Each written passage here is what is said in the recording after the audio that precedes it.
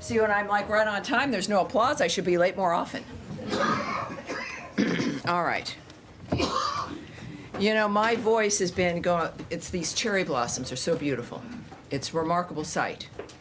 And for everyone thinking about traveling or what you want to see here in America, the sight of the cherry blossoms here, whether it's this year or next year, it's magnificent, but definitely take your allergy meds.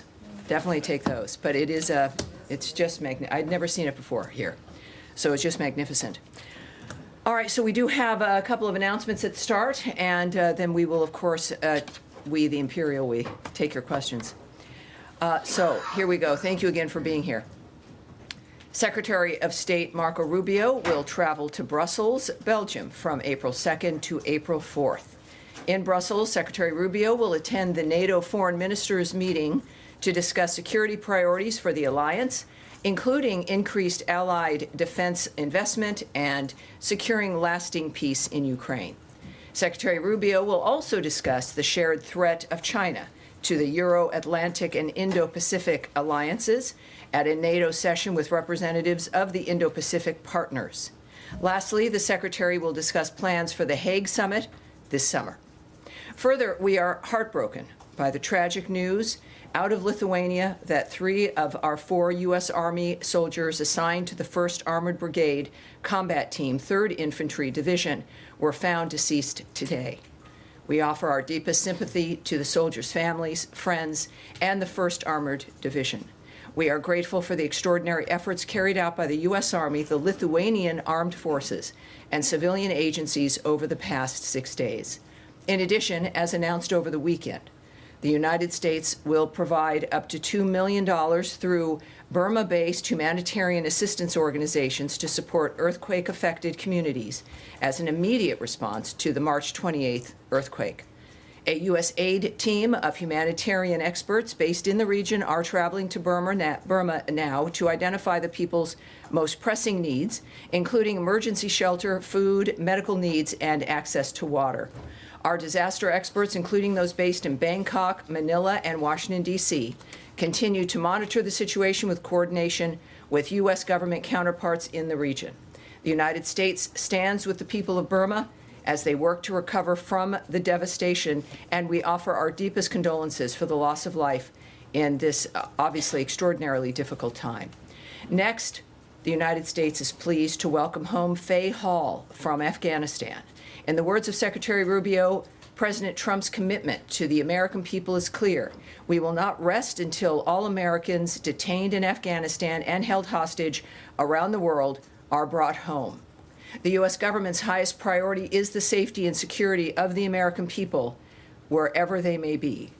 Finally, tomorrow, April 1st, Secretary of State Marco Rubio and First Lady Melania Trump will host the 19th Annual International Women of Courage Awards ceremony here at the State Department. This prestigious event will honor 8 extraordinary women from around the world who have demonstrated exceptional courage, strength, and leadership in advocating for peace, justice, human rights, and the empowerment of women and girls. And now, I'll turn it over to your questions. Yes. Sorry, Matt did Lee. I speak out of Matt turn? Lee, oh my goodness. Almost out of turn. Matt Lee, Sorry. what can I do for you?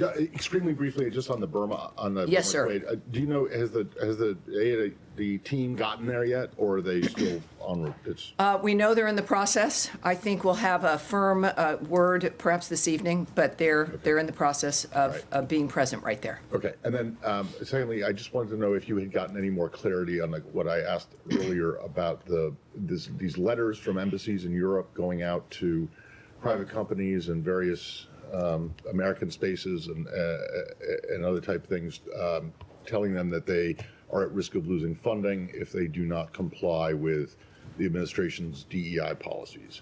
Well, I think this is a situation of certainly an effort to comply with the executive order from the president, and it is essentially a self-certifying statement to the local consulates and embassies, those who are conveying the nature of what the American executive order was and what's expected.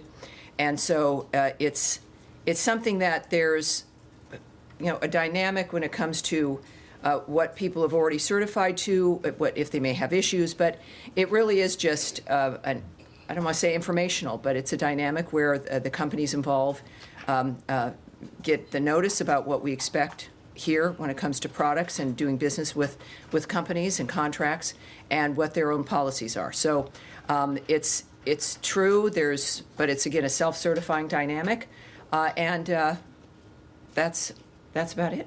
Okay. All right. Yes. Andrew Mitchell. Following up on one thing and then two other quick points. On the DART team, have they been visaed? Do we have anyone on the ground yet? Chinese, Russian, and others are there in large numbers. We have some soldiers from Japan who've deployed. But as I understand it, we don't have any teams on the ground yet. It's been, Friday, Saturday, 4 days since the earthquake. Every day is critical. And this is apparently a direct result of USAID cutbacks in terms of the ability to launch quickly and to have a team actually in country. And secondly, I wanted to ask about VOA. There was a TRO on Friday night. Those people have received notices. As I understand it, they're off the air. They have no access, I don't believe, to their offices or their emails. And in response to the temporary restraining order Friday night, what is going to change, or will it not change pending appeal? I know you don't talk about lawsuits, but this involves an agency that is directly involved with the State Department and with our Right. fellow journalists. Well, but we don't talk about lawsuits and the nature of what's going on, Can you tell us the regardless status of of whether the it's an agency dealing with us or not dealing with us. That rule does not change. But let me get to Burma as well. So obviously, you've heard my opening. We send our condolences to everyone. But what we do know, and I would caution you, though, I would reject the notion that this is obviously a result of the USAID cuts and that kind of funding. There are many different elements to this dynamic, and we're also certainly in the region. We're on the ground. I can say that it could be within, well, hopefully by this evening, that we will be added to the embassy's team's assessments of needs on the ground, and that will further inform our response. But keep in mind, of course, we've got a mission there and a team of people that these experts then will be joining. And as people know, we're providing up to $2 million through existing humanitarian partners in Burma who are working right now to support the earthquake-affected communities for the emergency shelter, food, medical, and water. So people are on the ground. We have partners that we are working with to facilitate the nature of things as they're happening at this point. But in the past, during earthquakes, the Fairfax team, with their dogs and their expertise, would go all over the world. Turkey, in instances, I think Iran as well. As, the Israeli team would join. I mean, there are experts that we have always provided. Sure. And we physically, or in contrast to what we see visually, people digging by hand and by equipment, people out with China on the back of their yellow jackets. We don't see any presence of U.S., Well, on the ground. I would caution that obviously right now, people are working to get this solved, to find people, to rescue people, to get people what they need, life-saving mechanisms. And the good news is, and I think we should look at it this way as well, is that we have partners that we work with that may not require us to be physically present in the nature of what it is that's being done. Partners who've been on the ground regularly, there constantly. And I think that would reject the premise that the sign of success is that we are physically there. Obviously, we are now through our missions, and we're sending experts as well. Of course, that's happening. But I think that the fact that we've got partners that we work with, that our goals can be achieved through the work that we do with others around the world, is something. When I've said this over in general with the reform that the government is going through with the lead of President Trump, is that certain things won't necessarily look the same, But the success and the work and our impact will still be there. And this perhaps is part of that dynamic. So I would say that, of course, not just when it comes to our experts, who are also not just on their way, but based in Bangkok, Thailand, the Manila, Philippines, and Washington, that we are doing work from here. We have remarkable partners we're working with on the ground, and we remain in communication with our international partners, including the Quad, which is Australia, India, and Japan, to ensure effective coordination with each respective nation's response efforts. We're also pleased to see other donors provide assistance in the aftermath of the earthquake. And I'll tell you, it is the people of Burma who are getting the urgent aid that they need right now, and that we are certainly, again, pleased when it comes to whatever donors are going in the region to assist those individuals. And we are part of that framework. That's, I think, what's most important here, and a reminder that the aid can continue, and it may simply look different, and it may involve more partners, but we certainly are focused on this, and we'll have more information for you this evening. All right. Yes. Go ahead. On the deportations, the Secretary announced this morning. So Tammy, are we done? Do we want to? 1 second. Any more questions on Burma? Do you want? Yes, sir. Go ahead, and then we'll come right back. Question. Sure. Can you tell us when you received the formal request from the authorities there and what they were asking for specifically? You know, I can tell you that we have finally received a formal request. I did not get exactly when that came in, but we do have the formal request. So that has unlocked a bit more of what we now are able to do. And so when we think about what's happening and what are the effects of that determines our ability of where we move and how we do it, that part of the protocol has finally happened. And can you say what they requested specifically? I can't at this point, no. Okay. Yes. All right, let's go. what authority was used to deport these 17 alleged gang members to El Salvador? What Was I it the can- Alien Enemies Sure, Act? sure. There is a few things, including a tweet and a statement from the Secretary. And I'm going to get that for you right now. Hold on here.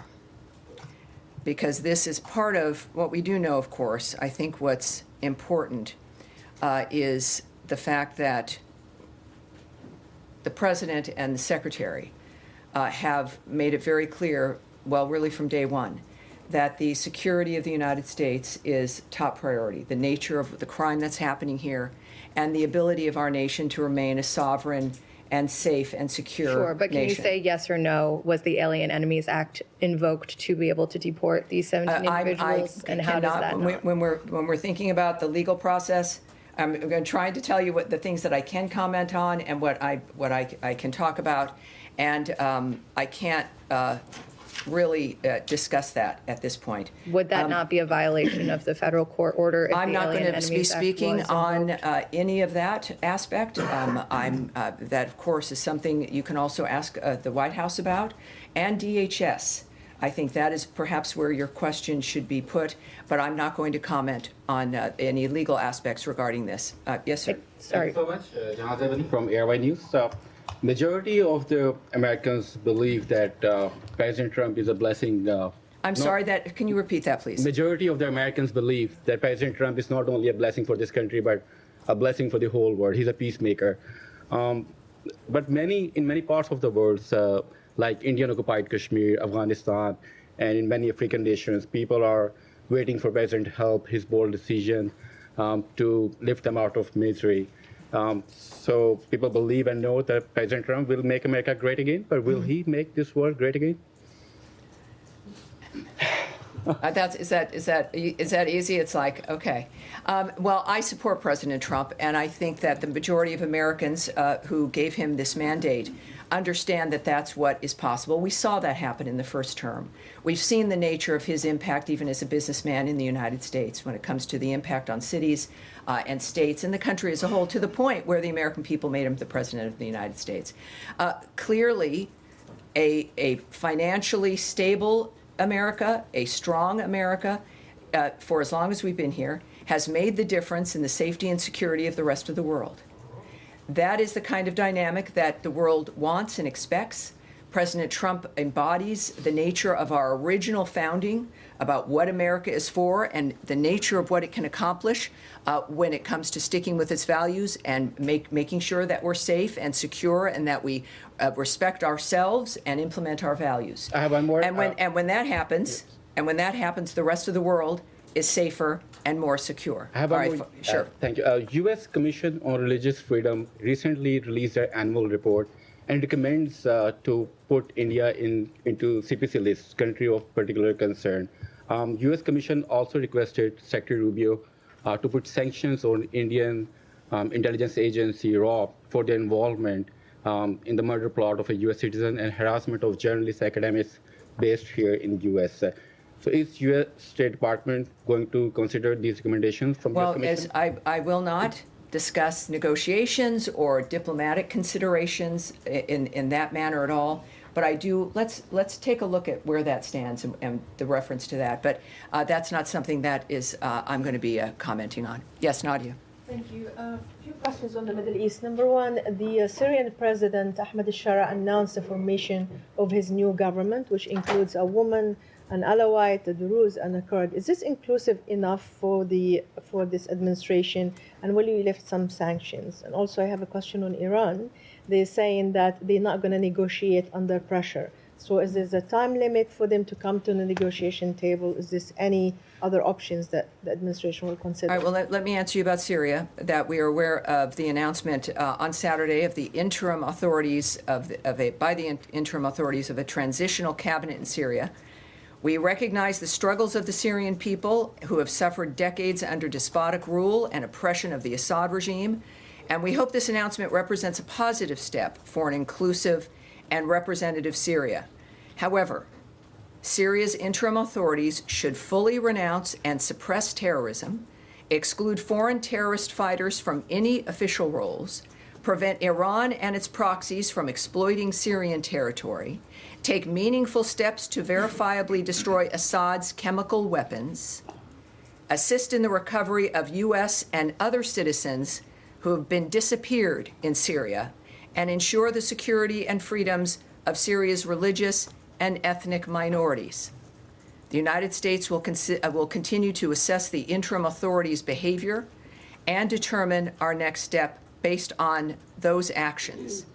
And you mentioned about sanctions. Any adjustment to U.S. policy towards Syria's interim authorities will be contingent on all of those steps being taken that I mentioned to you. And your other question was? On Iran, they said they're not going to negotiate under pressure. So is this a time limit? Yes. Iran's behavior across the globe threatens U.S. national interests, which is why President Trump reimposed the maximum pressure campaign designed to end Iran's nuclear threat, curtail its ballistic missile program, and stop it from supporting terrorist groups. As the president has said, Iran can never have a nuclear weapon. He has also been very clear that the United States can't allow that to occur. The president expressed his willingness to discuss a deal with Iran, as we know. If the Iranian regime does not want a deal, the president is clear he will pursue other options, which will be very bad for Iran. All right. Yes, sir. Go ahead. On Gaza, the UN's Humanitarian Affairs Office has said that 15 paramedics, civil defense, and a UN worker were killed, in their words, one by one by the IDF. They have dug bodies up, they said, in a shallow grave that have been gathered up, and also vehicles in the sand. Have you got any assessment of what might have happened, and given the potential use of American weapons, is there any assessment of whether or not this complied with international law? Well, I can tell you that for too long, Hamas has abused civilian infrastructure, cynically using it to shield themselves. Hamas's actions have caused humanitarians to be caught in the crossfire. The use of civilians or civilian objects to shield or impede military operations is itself a violation of international humanitarian law. And of course, we expect all parties on the ground to comply with international humanitarian law. But there's specifically a question on any, it's a question about accounting and accountability, given that it may have been the use of US weapons. So it's a question about the State Department. rather than Hamas. Is there any action to Well, assess? every single thing that is happening in Gaza is happening because of Hamas. Every single dynamic. I'll say again, I've said it, I think, in every briefing. All of this could stop in a moment if Hamas returned all the hostages and the hostage bodies they are still holding and put down its weapons. There is one entity that could stop it for everyone in a moment, and that is Hamas. All loss of life is regrettable. It's key, obviously. Whoever it is, wherever they live, and this has been the nature of what fuels Secretary Rubio and President Trump in their willingness to expend this kind of capital early on in this term to make a difference and to change the situation. So I think that is the one thing that remains clear in all of this, which is all for all of us, which is why we work to stop it. I know that's a horrible your position. dynamic. Is there Yes, any Humaira. process in this Humaira. Hi, Tammy. Just to follow up from Jenny, are you able to say if these deportations of alleged gang members, Venezuelans, are these going to continue? And while you can't say under which authority they were deported, are you able to say which authority they will be deported? No. If there would be new ones. No, I can't speculate. different way of It's asking the same question hypotheticals in a certain sense. Obviously, also, we have not announced who's on that plane. The details, I'm not going to accept the premise immediately of who is on that plane. That's not what I can do here at this podium. What I do know, again, is that every action that is taken by this administration is to fulfill the promise that elected them to office that the American people want, which is to have a safe community, which is to be able to live their lives knowing that perhaps the next day will come and that the future for their children and grandchildren will be maybe a little bit better than theirs has been. So this is that larger picture. But I'm not going to get into the details of a particular flight. Are you able to say confidently that the TRO wasn't violated?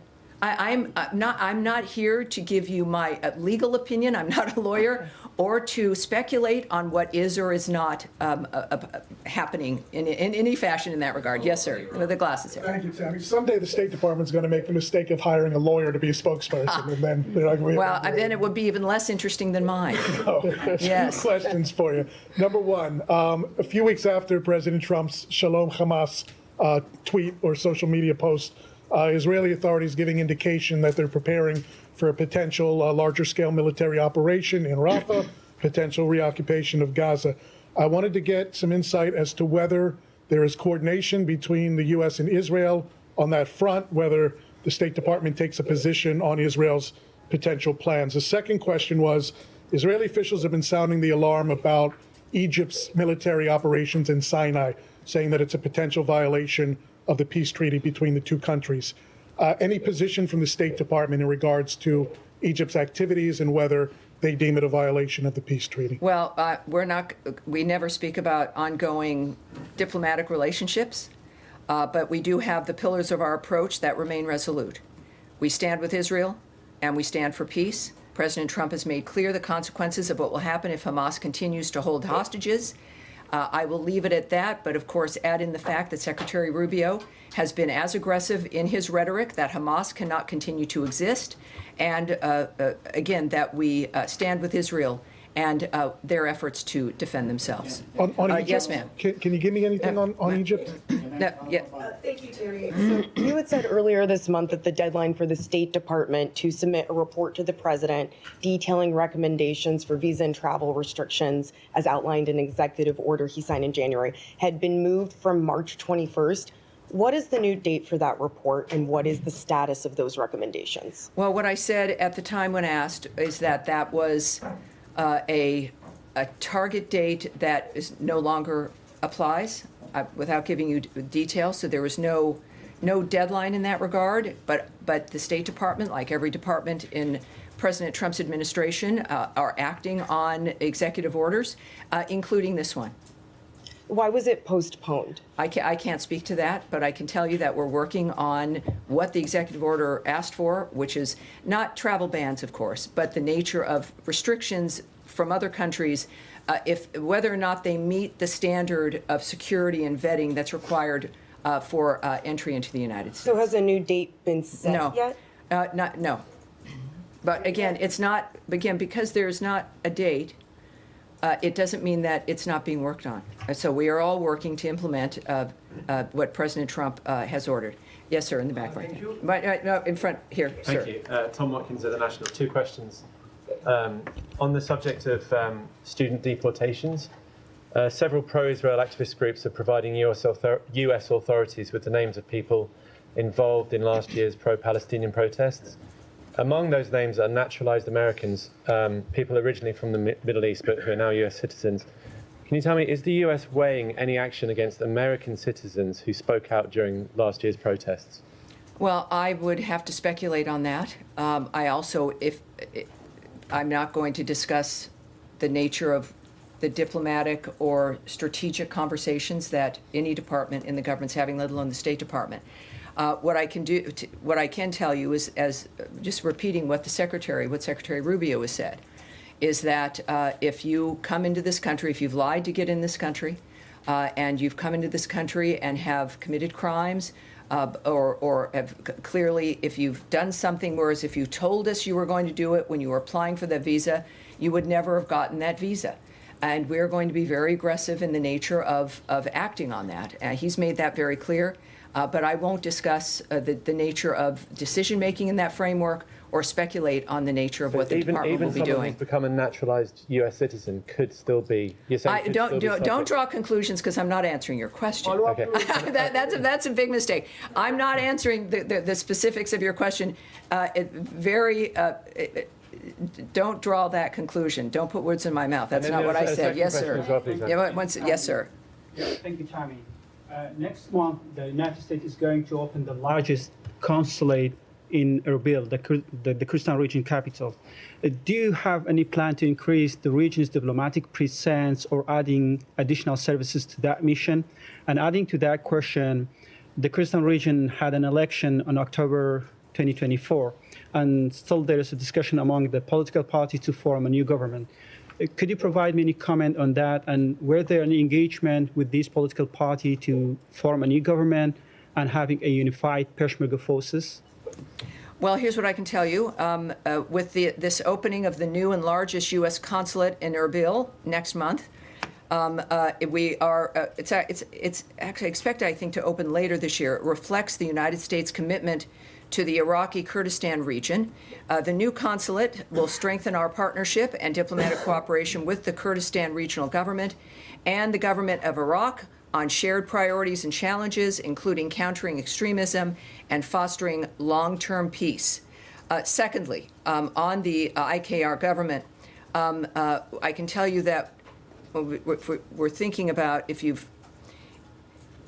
we've formed, when it comes to the forming of a government for the 2 zones, and if there's a united force there under the umbrella of that movement, we're going to refer you to the Kurdistan regional government to speak about the internal domestic affairs issues that you might be concerned about and involved with your questions. We have encouraged all sides to swiftly form a government. And a strong and resilient democracy, as we speak about often, in the Iraqi Kurdistan region is necessary to preserve the stability and security of Iraq. So we encourage them to form that government and to do so quickly. And separate. All right. Yes, go ahead, Camille. Thank you. Sorry, we're jumping around a bit. Different topics. Well, it's happened, so here we are. I've got my seatbelt on. So just going back to the visa revocations, there's a group called Betar that has told CBS that they have provided thousands of names to the Trump administration of visa holders and naturalized foreigners who, quote, come to the West to rage against America and support U.S. designated terrorist organizations. Can you confirm whether that organization is providing lists to the Trump administration and whether those lists are being taken by the State Department and DHS to do any of this work? The Trump administration, I'm not involved in those decisions, and I certainly can't speak on them, certainly in general, not for the State Department. That goes through the framework of the work that we're doing. Whether it exists or not, I won't confirm. It's a matter of, we've got broad authority, certainly, But how they're coming to those decisions for the consular offices and visas, we will not discuss not only individual visas, but the process of what goes through in determining what happens with individuals and visas and whether they're issued or if they're revoked. So I won't be talking about that today. Yes, Nick? Thank you. Back to Iran. Iran's president yesterday ruled out direct negotiations with the United States on its nuclear program. Was that what the United States is seeking, direct negotiations, or would the United States be open to third-party intermediaries? We know, of course, that the Iranian regime has always been hostile to the United States and our allies and partners, and they are one of the leading state sponsors of terror, as we know. It supports Hezbollah, Hamas, the Houthis, the Taliban, al-Qaeda, and other terrorist networks. Iran's own Islamic Revolutionary Guards is a designated foreign terrorist organization, and many regime leaders have also been designated as terrorists.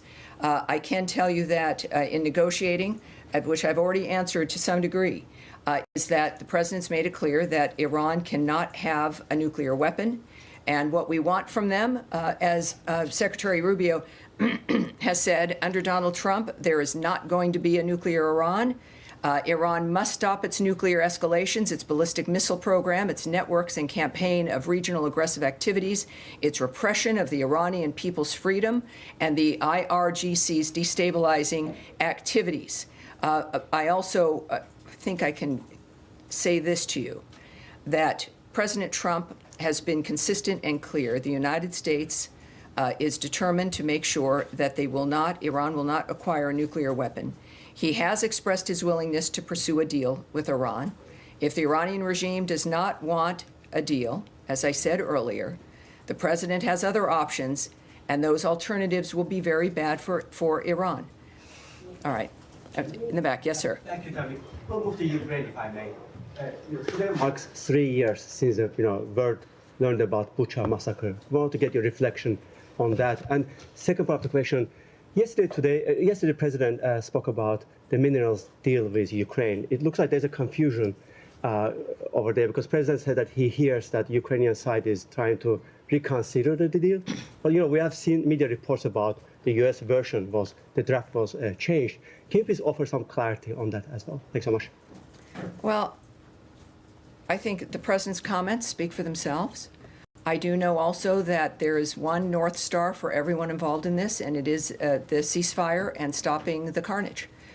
There are certainly some other issues that are, I suppose, discussed, but what matters every single day is wondering who's alive today, who won't be alive tomorrow. And fortunately for us, we don't necessarily walk through our day with that concern. For the people in Ukraine, they do. And I think that President Trump, of course, he knows and he understands, and we operate with the realization that negotiations are going to require both Russia and Ukraine to make tough decisions and compromises. And we are working with Russia and Ukraine, and we're committed to continuing our work to bring them to the negotiating table. We do know that I think there was an idea from Russia about a temporary administration that was not appreciated by the president. Ukraine, I don't think I need to remind everyone, but it's a good reminder, is a constitutional democracy. Governance in Ukraine is determined by its constitution and the Ukrainian people. We are committed to the diplomacy necessary to achieve a full ceasefire and to bring the parties to the negotiating table for a final and lasting settlement.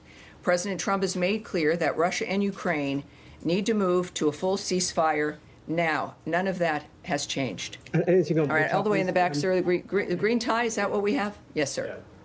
Thank you very much, Tammy. Can Asasu for the Turkish Anadolu Agency. Speaking of Ukraine, Mr. Secretary met with his Turkish counterpart last week here in Washington, and he clearly asked Turkey's contribution to reach a ceasefire between Ukraine and Russia. What do you exactly expect from Turkey to play? What kind of role in order to reach that peace deal? And if I may ask, I have another question about France.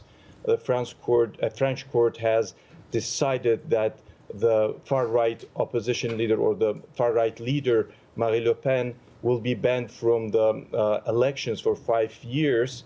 What is your take on that decision? Well, with your Turkey question, it requires me to speculate about decisions being made between leaders on a war that is consuming the planet that all of us want to have stopped, and I'm not going to speculate on that. We, of course, know Turkey is an ally, and we appreciate that, of course. But in the reality of it, it's not going to be something I can speculate on or feel comfortable speculating on.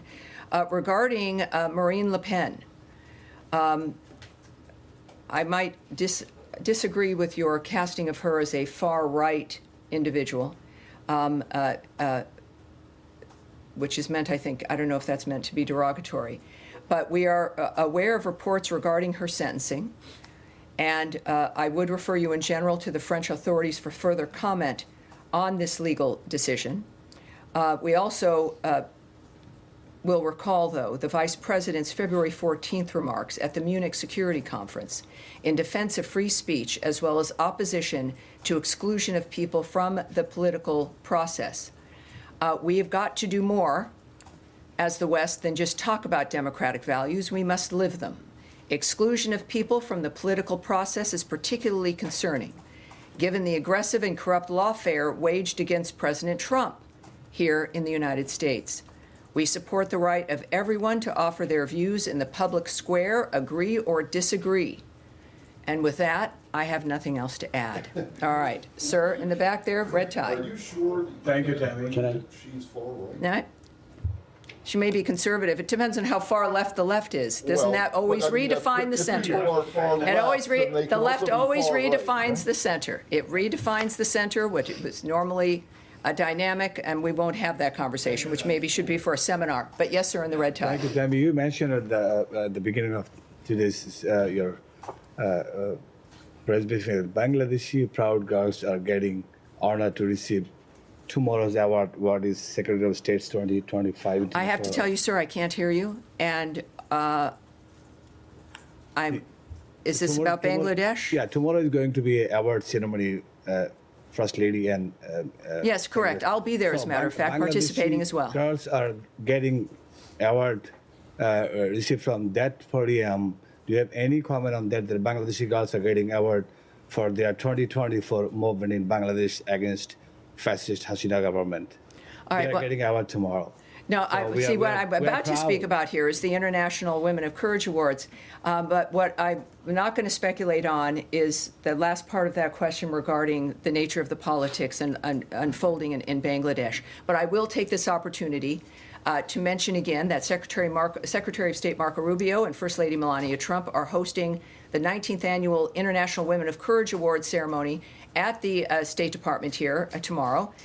The 2025 ceremony will recognize 8 extraordinary women, along with the recipients of the Madeleine Albright Honorary Group IWOC Award from around the world who are working to build a brighter future for everyone. The Secretary of State's IWOC Awards, as we call them, recognizes women from around the world who have demonstrated exceptional courage, strength, and leadership. The awardees are advocates for peace, justice, human rights, and empowerment of women and girls.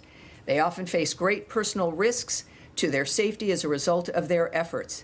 Since 2007, the Department of State has recognized more than 200 women from over 90 countries with the IWOC Award. U.S. diplomatic missions overseas nominate one woman of courage from their respective host countries, and finalists are selected and approved by senior department officials. Following the ceremony, the awardees will participate in the International Visitor Leadership Program Exchange in Washington, D.C., and additional programming in Los Angeles, during which they will meet with American counterparts on strategies to further their work to empower women and girls around the globe. Right. All right, I'm getting the roundabout wrap up here, and we will have another briefing on Wednesday, which, even though we are going on our trip starting on Wednesday for NATO, we will have a briefing on Wednesday as well. We'll have more details of what we'll be doing there in Brussels. Thank you, everyone. Appreciate it.